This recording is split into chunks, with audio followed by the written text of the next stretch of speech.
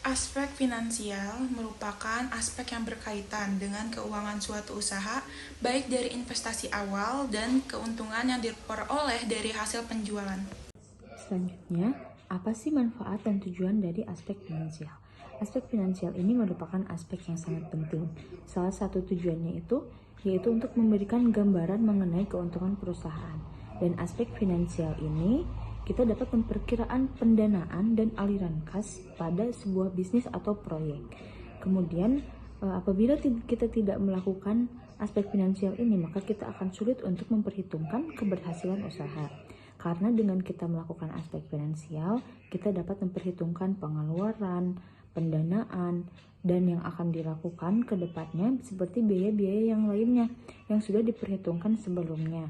Sehingga aspek finansial ini juga bisa sebagai penilaian untuk perusahaan ke depannya, apakah sebuah proyek ini ke depannya akan terus berkembang atau malah akan merugi. Input dan output untuk aspek finansial, yang pertama ada pendapatan dari penjualan barang atau jasa, yang kedua itu ada biaya operasional dan juga biaya produksi, yang ketiga ada investasi, yang keempat itu ada waktu dianalisisnya aspek finansial tersebut.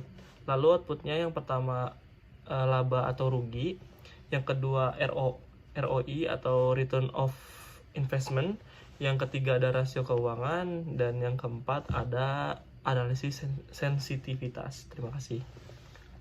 Analisis kelayakan investasi adalah proses penilaian terhadap potensi suatu investasi untuk menentukan apakah investasi tersebut layak dilakukan atau tidak.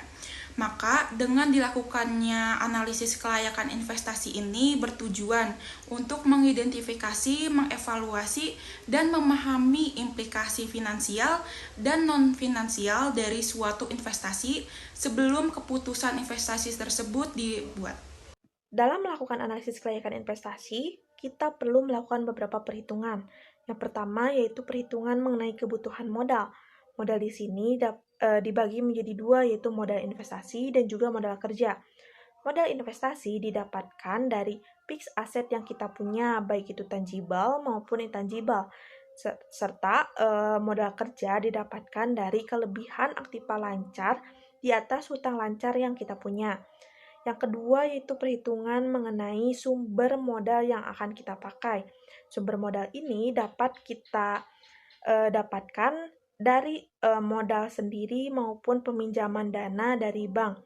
Atau juga kita dapat menjual saham yang kita punya. Yang terakhir yaitu ada perhitungan kelayakan finansial. Perhitungan ini akan diproyeksikan dalam sebuah laporan. Di antaranya itu ada laporan income statement, balance sheet, project cash flow, dan juga break-even point. Serta juga perhitungan kapan nih modal yang kita keluarkan akan kembali kepada kita, yaitu itu ada perhitungan discount payback period serta internal rate of return.